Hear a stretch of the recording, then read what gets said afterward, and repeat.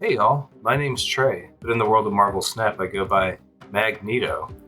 And I wanted to take the opportunity today to put together a video to show you a new deck that I made a few days ago as the Planet Hulk season started.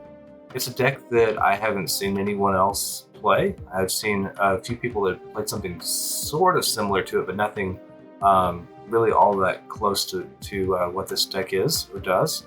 And I think it really makes the most out of our two brand new cards that came out this past week, Kyra and Scar, and surrounds them with some other cards that you may not have played much with in the past, or maybe never at all, because they were always kind of lame.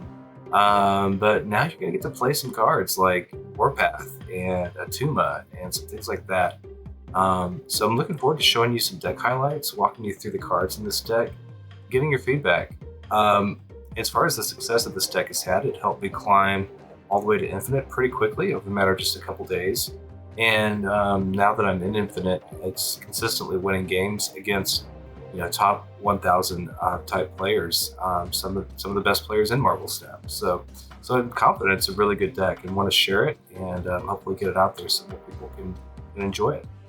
The general idea of Planet Hulk Destroyer is you want to have as many big cards as possible that can be destroyed. More power is a better chance of winning, and you want to be able to be smart about how you spread that power. But ultimately, this deck has a lot of cards that have big power, either big cards with big power or small cards that gain big power, and those cards are all protected by your package of Kyra primarily, but then also Armor and Cosmo as well. You bring that all together, and you've got a deck that puts up power, but also has those tech cards to help it perform well against things like a Destroy deck. Um, Other kinds of decks that I've seen this deck match up at least favorably well against are Thanos decks, Loki decks. Sarah control decks have been generally a kind of a 50-50. It could go either way, kind of depending on what those cards are that they're able to play out against you. Um, but in general, like the main decks in the meta, this deck can compete well against them, and it's got a solid win rate against those main decks. So hope you enjoy it, and let's show you the cards that make up the deck.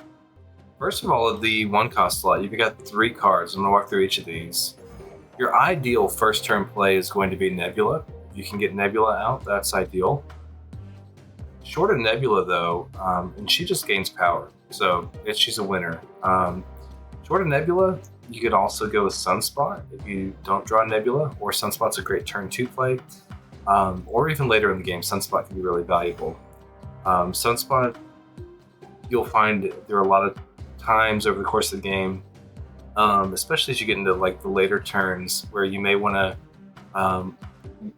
wait out a turn to let She-Hulk get cheaper. Sunspot takes all that energy, all that power, and gets stronger. So Sunspot's a great card in this deck. So getting those in the early turns is really ideal. You may get Zero in an early turn. However, I would not play Zero until you know what card you're going to play Zero into. Zero's really in this deck for 2 specific cards. You want to play him into Atuma so that Atuma doesn't die when he's played, or you want to play him into Destroyer so Destroyer doesn't kill everybody. Short of that, the only other use for Zero is really on the last turn. If you have an extra energy left, it's nice to be able to throw that 3 power into a spot where maybe you need just an extra 3 power to sway it. So Zero is a useful card, but you've got to save it for the right situation. We are running Armor in this deck, which might seem a little odd since we're also running Kyra. The Armor serves some nice purposes here. First of all, for Atuma, you can play Atuma onto Armor. Atuma won't die. Also, you might not always draw Kyra, so if you draw an Armor and not Kyra, play Armor on top of your Nebula, play Armor on top of your Sunspot. It's a great option.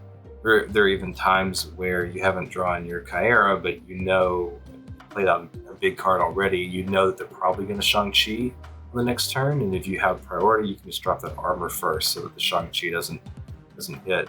Um, Also, armor can be useful if you play Destroyer. You can hide things under armor so that they don't get destroyed. If for some reason you're not able to play Destroyer in a way where his effect doesn't trigger. So armor's a useful card. Definitely would keep her in this deck. Cosmo is another useful one. You'll notice really the tech cards in this deck are all ones that are very protective of your cards. That's because your cards are really powerful in this deck. You've got 1-drops that grow a lot of power, and you've got a lot of cards that are 10 power or higher. So Cosmo, he's got a couple purposes here. He's great to play down and then play Destroyer into him, because Destroyer will not do anything with Cosmo out there. But also, Cosmo can be protective if you don't have Kyra out. Similar to Armor, if you don't have Kyra out, you play Cosmo in a location that your opponent can't do anything to your cards at that location. And the other thing I've really found useful with Cosmo is just stop the opponent's play.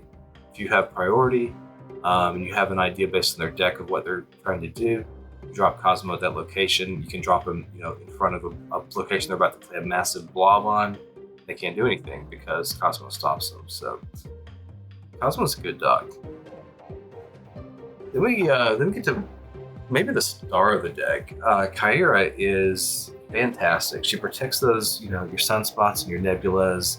She protects your She-Hulks and Scars and Destroyers and Blobs. She protects it all.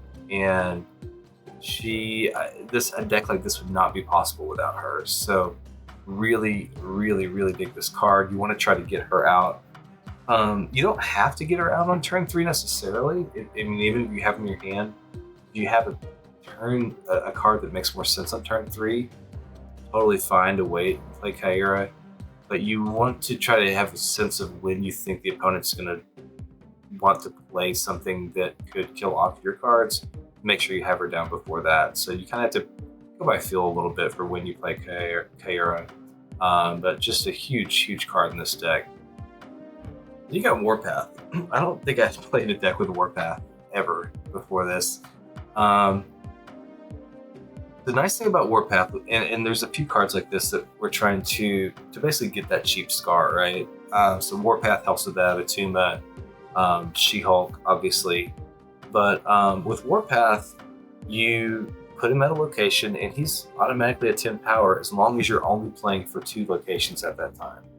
So I find that he's a really useful turn 4 play. I would prefer to play Atuma if possible, if I've got a good safe way to play Atuma. But if I don't, I always feel really good about playing Warpath. You may, and just because you initially play Warpath as a 10 power card, you play for 2 locations, on turn 6 you may realize, hey, I really need to play for all 3 locations. Totally fine. If you lose that 5 power bonus on Warpath, but it helped you to get the cheaper Scar, which you needed to win that turn 6, that's worth it. Totally worth it. The reason I would pick Warpath in this deck over Namor is Namor's bonus almost never would really help, because it's really rare that 11 power is all you need to win a location in Marvel Snap. And to protect Namor, you'd want to put like an armor on him, and then he's not getting the bonus anyway. So Warpath made a lot more sense in my mind. You could also consider something like a Typhoid Mary, but then you're having to package a whole other set of tech cards, probably Enchantress or something like that. There's a lot of things in this deck you wouldn't want to play on Enchantress. So Warpath made the most sense in my mind. And then that brings us to Atuma. This guy is kind of fragile. He dies if he's at a location with another card. But if you play 0 into Atuma, it's fantastic. If you play Atuma into Armor, he works totally fine. And ideally, you want to get him out as early in the game as you can, and you love for him to be under Armor so that he can't be Shang-Chi. Or, the other way, you get him out with 0, you can play Cosmo there, protect him as well. But that Atuma is really important. You get him out on 4, that lets you be able to play a Scar on 5, or the other thing you can do, which works great, is you get Atuma on 4, you pass on turn 5. Hopefully you got a Sunspot out there to soak up that energy. Then turn 6 you can do, Scar and She-Hulk both, for a big turn 6, which you'll see in the gameplay highlights. Then we get to our 6-cost cards, and we got some big ones here. I'm gonna first focus on She-Hulk and Scar though, and then come back to our big baddies. She-Hulk's a star in this deck. She does great. You can often, the perfect play is if you got her in your hand, you sit out turn 5 with Sunspot, get that power to Sunspot, and then you can play She-Hulk and Scar on turn 6. That's ideal. It doesn't happen that way all the time. A lot of times it doesn't happen that way. Just as easily, you can, soak some energy earlier and play her on turn 4 or turn 5. And those plays also are going to help you get a cheaper Scar. So, big fan of She-Hulk. Kyra protects her and makes her easy to use. Scar, I think, works really well in this deck because you're creating so many different scenarios where he's a cheaper card, and being able to play as many big cards as possible in a deck really gives you that power advantage. And so I feel like Scar does really, really well in this deck. Getting him out early works well because you've got Kyra to help protect him.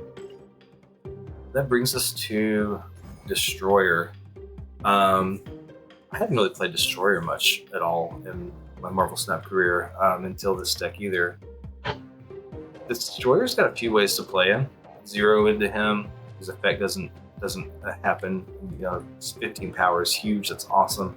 The only thing about that though is you have to anticipate, and so you'd have to play 0 on turn 5 and then Destroyer on turn 6. Better is if you've already gotten out of Cosmos, so you just got a safe place to play Destroyer. But also I've played games where I've got everybody's protected by Kyra already, and Kyra's under armor, and so I can just play Destroyer wherever and just let him light the whole thing up and nobody dies. That totally works fine. The other really nice reason to have Destroyer in this deck is because he's 15 power, and if you don't draw him, then Blob can just take that 15 power and use it. And that brings us to, I'm not going to say the star of the deck, but he can be pretty important in this deck, depending on the scenario. Blob's got a lot of really big cards to work with here between Atuma, Scar, She-Hulk, Destroyer. So he can get massive. And the cool thing about this deck is you're not always going to play Blob. Keep track of what's in your deck still. Sometimes it makes sense to play him. You need that big turn 6 play at times in one location, but at other times it's not what you need. At other times you need to be able to play a couple things like a She-Hulk and a Scar, or Atuma and She-Hulk, or whatever. And you've got that option too. But if you need a heavy hitter to win one location, you've got that in this deck, and it's either going to be Blob. It's generally going to be Blob, but if you've already drawn your big cards, then it's going to be Destroyer just as easily. So you've got those options, and that's the deck. It's these 12 cards. There's really nothing here that I would even consider replacing at this point. I think they all synergize together really, really nicely, and we're going to jump into some deck highlights now and show how it all works. Kicking off with nothing to play on turn 1, so easy call there. We just won't play anything on turn 1. We lost our armor, which honestly isn't the worst thing. We also lost 0 there on the destruction. It's not the worst thing to lose our armor because we've got Kyra. Don't mind that too bad. Might as well get the 3 power out just because we can. It's also a pretty nice looking pig there, so gotta enjoy it while we can. Kyra is going to protect our big guys, so let's go ahead and get her out. Well, big men and women, let's say. She's the protector. Or she'll protect our squirrels. Don't want to lose those squirrels. Ooh. Thanks, Nick Fury. Could play well on our favor. So looks like we're going up against some a bounce deck of some sort. I must guess they're going to want to try to pull the left side there for the beast or falcon sort of play. So I'm going to throw Cosmo down since he's the only card I can play anyway. Warpath doesn't help me a lot right now. So I'll play Cosmo and hopefully disrupt their play on the left. Let's see if this works or not. This is where Cosmo can be really fun. He kind of gives you the preemptive play sometimes. But all for naught because they're not playing there anyway. No worries. I like how jammed up they are. If we look right now at what's in our deck still, we've still got Destroyer and Scar and Sunspot and Nebula. So the Destroyer and Scar are going to help make it, even if we draw one of them, we're going to have a nice big blob. And that's going to be pretty great. They're not going to be able to get their werewolf up too big. So I feel good about playing She-Hulk here. And then on that last turn, I'll be able to play Blob on one of these two spots. We'll see which one makes the most sense. In fact, I feel so good about it. I'm going to go ahead and snap. See what happens.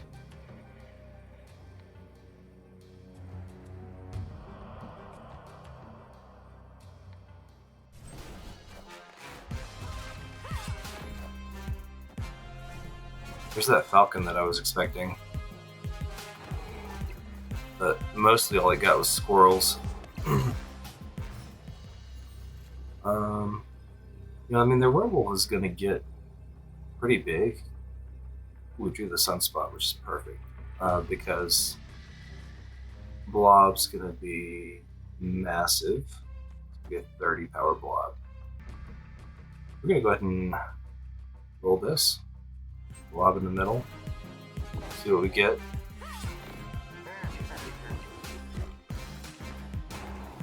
So there's our werewolf.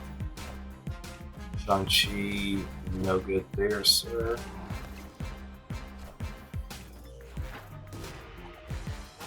Werewolf is upright. And victory is ours. That is how it's done, ladies and gentlemen. Got our Sunspot in the opening hand this time. That's definitely our preferable play. We want to save 0 for what we'd actually need 0. I like to play Sunspot where I know it's going to be okay. So let's just go ahead and throw him there on the left. Start. Nightcrawler. I wonder if we're coming up against a Zoo deck here. No soon. Better to just float the energy here and let Sunspot grow.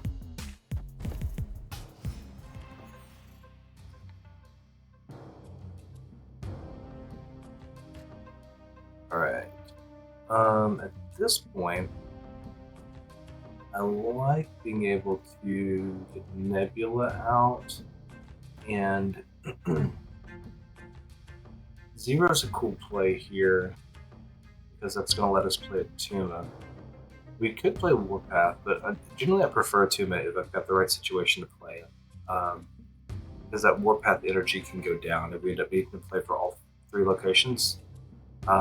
So let's go 0 into Tuma.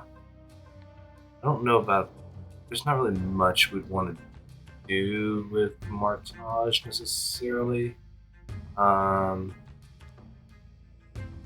But I don't want to fill it up, so we're going to go ahead and play our middle, and we'll get a Tuma on that next turn.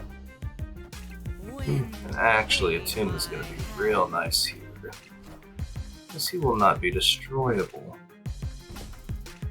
Let's see what we draw. This may be a situation to snap. I am going to snap. Reason being, I feel good about this, that we're going to win the flooding location. But then also beyond that, with the She-Hulk, that's going to create a really nice final turn play for us as well. where we could go, She-Hulk and Warpath. I could Doom with the Iron Lad. Very lucky for you, sir. I say we pass on. We're gonna pass on this one. We're gonna let Sunspot cheaper. If we end up drawing Scar, we would play Scar over Warpath, preferable, but we don't have to. There's also the scenario where we're probably. I'm gonna say we could probably move something out of Flooded, but I think we need to keep it there because they can move Vision into Flooded. So don't feel great about moving Vision out. What I do feel great about is loading up Kamartage, though. So we're going to get lots of power there. We've got... Yeah, we've got a lot of power there. Here's our problem, though. They are likely to have an Goliath, and they do have priority. And I don't love playing without priority with this deck. It can be problematic. So I don't want to spread out here. I think is the way I would prefer to do it. So if I go Sunspot, She-Hulk, that's enough power to win the left. They Goliath there, I lose She-Hulk, but I would still have enough right.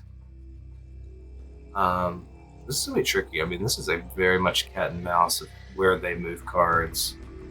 They're wondering if we move cards. This is going to be really interesting. So let's just see how it plays out. Roll it. There is no Goliath. There's She-Hulk. And there's Scar. Scar moves She-Hulk with the silk. We survive. It's that close sometimes. But that one's a good one to kind of demonstrate how nice it is when you can get that Sunspot out, let the She-Hulk get cheap, and then you get that nice turn 6 play where you can spread your power. Storm only helped us there because of Nebula, so it's a pretty solid match. All right, here you go with another one. Off to a good start with Nebula. That's our preferred turn 1 play. I like to put her on the right, unless there's a really nasty location to drop her. Right's a good option. Extra 2 power is never a bad thing either. Since we don't have Kyra in our hand, I tend to want to go ahead and play Armor on top of Nebula to protect Nebula. We see we have our Tuma as well, that Armor's going to be on. Helps us so that otherwise we can save the 0 potentially for later on if we need it. Although now we got 2 zeros, so we are full on plenty of zeros. I generally would want to save the Cosmo. And I'm going to save the Cosmo just in case. May have a need for it, so I'm just gonna go 0 instead. That's not a bad option. Let's pull something big, Gladiator. Oh god. Oh my. It'd really be nice if we had Kyra. This could be a really scary one. Well, we know Blob's not gonna move. What we do have is Cosmo, and we have priority. So the downside, though, is if we play Cosmo now, Cosmo's going to move. So it's really a matter of if they have Shang-Chi, which they probably have him in their deck, are they going to play Shang-Chi yet? You just can't know the answer to that. If I was them, though, If I had it, I'd play it. So, oh, you know what? Forgot we had that 0 anyway. So let's, because of the 0, Cosmo wouldn't take any effect. So we're going to just play Tuma. Got a Tuma under the armor. Thank God for that 0 too, because 0 lets a Tuma live despite the armor. So now we're in an interesting situation. I think we have to protect our blob. Yeah, we have to protect our blob. Just no choice. Save 0 for the last turn. This is probably Shang-Chi right here. No, Sarah. I'm kind of guessing all these plays wrong, but we are remaining one step ahead nonetheless. It's great that our Nebula's gotten this power here. They could do some combo of Shadow King and Shang-Chi here and bring Nebula down and take out a Tuma, and that would really suck. Beat us. So I don't feel super confident with where we're at. That early blob was rough. But, you know, that's a good amount of power there on the right, so it really depends what tech cards they've got to throw at us. So let's just give this a run. Shang-Chi is not enough there. Killmonger, though. Killmonger is not what we need. So this deck can be... It's a pretty even match normally against these kind of like Sarah control type decks. You know, they have the tech cards to beat you, but they have to draw all of them and play them in the right order. I think if we had Kyra out, it would have made a pretty big difference. Obviously, that early blob, some weird stuff to make this work. So, all right, let's see what we get in our opening hand. Really nothing to play on that first turn, so let's just pause it, see what we get next. Going against a Thanos gamer. Been seeing a lot of those lately, I gotta say. Alright, so we could play...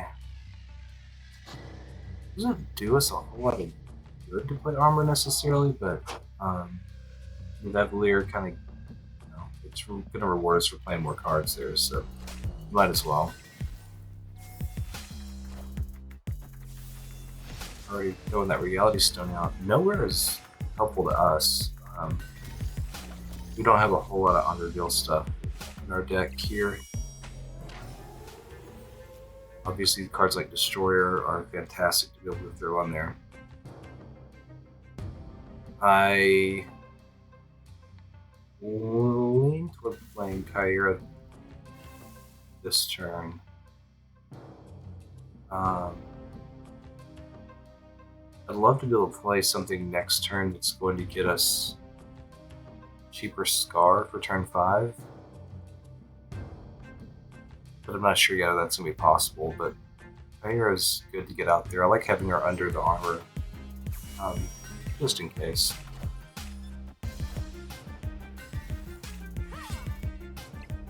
If nothing else, it gives us, you know,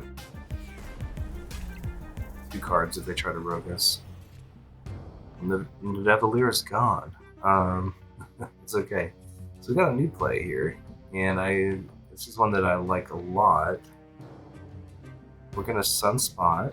Obviously, Sunspot can be wherever. We don't care. Might as well throw him right. But we're gonna let him soak up energy. So he's gonna get 3 this turn. He's gonna get 5 next turn. We're gonna end up with a 1-cost She-Hulk. And problem is though that still doesn't leave us with a way to get Scar out cheap. So pause on that plan a little bit. We're just gonna go ahead and take our cheap She-Hulk and enjoy that now.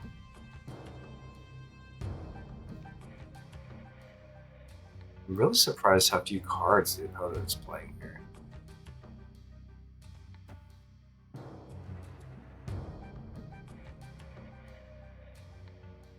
If we were to draw Blob on our last turn, Blob would not provide us really any value whatsoever.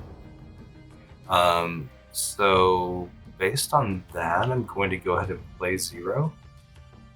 What that does is lets us have complete freedom on where we would play Destroyer if we end up playing Destroyer, which we will. A good chance we end up playing Destroyer. We shall see.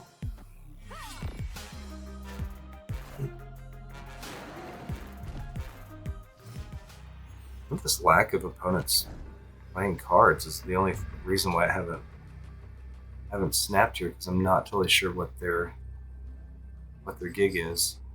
And now, I'm not quite a boomer. A little bit younger than that still, so we're not going to do the boomer snap. Even though I feel really good about our position at this point. We don't want to chase him away. We can play Destroyer. Get this to 19. They would have to play another card here. My guess, because they're a Thanos deck, is that they're going to play Blob on one of these locations, assume that they've got enough power here at nowhere to win it. And so we go slightly over what they have, and they play Blob somewhere else. We've got enough power with these other two that we should be good. So let's roll it and see what happens here. There's your Destroyer for the win, I hope. There's the Blob. Like clockwork. Sorry, Blob. You're big, but you're not big enough to win 2 locations. Let's see what we've got for this first one. Warrior Falls is an interesting location. We kind of like locations like that with this deck because we've got tools to protect us from cards getting destroyed, which can be really useful. Might as well go ahead and play armor over here. Warrior Falls. There's nothing else we can play anyway. If they're in a destroy deck, they're going to hate us right now. Oh, I was really wish that was destroyed. That's okay. It's not often you see a Forge and a Martyr play, so I'm not really sure what deck we're facing, but it could be interesting. I've got the choice of either Nebula or Kyra here on turn 3. I tend to prefer Nebula, I think, just so that we can let her power start to cook a little bit. So we don't have a turn 4 play mapped out yet. Okay, so interesting. That armor really could have been handy for us.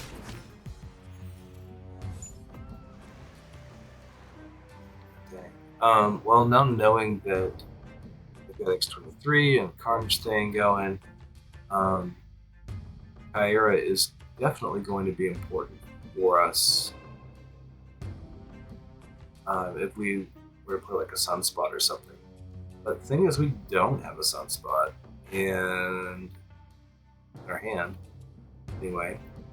So I don't hate the idea of going ahead and big She-Hulk cut. It's a little dangerous out there, but my thought is I'm going to be getting Kyra out next turn anyway. Killmonger does nothing to us. I like that X23 ended up there on the left. That's to our advantage for sure. So She-Hulk's safe this turn too, which is excellent news.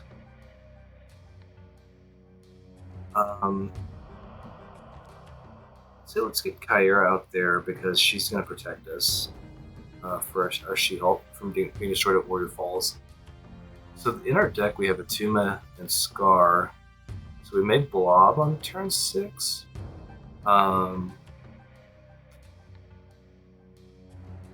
We don't know what we're going to draw, obviously. Blob's going to be at least even if we drew Scar, worst case scenario, Blob's going to be higher power than Destroyer would. So that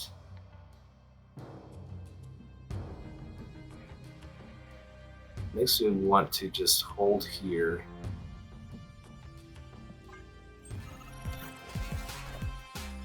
Okay, so we're running left now. Got the null on the right. Interesting. I think we basically So if we play Warpath here, my initial thought was we played Warpath on the right, but he's gonna probably end up dying unless they play something small there, or we play something small there. But maybe that is the play actually. Play Warpath there. Sunspot can't die anyway. And then I like throwing. I like throwing 0 on the left to give us a little more power. I don't feel super confident about this, but 20 power right, 15 power left, maybe more if they don't play left. It's going to be interesting. So nobody's playing middle. Which means we got a pretty good shot here. We'll win it just based on our power on the right. Interesting game, and that was a really interesting destroy deck too. Not your typical destroy deck. Sure. I'll take the dub.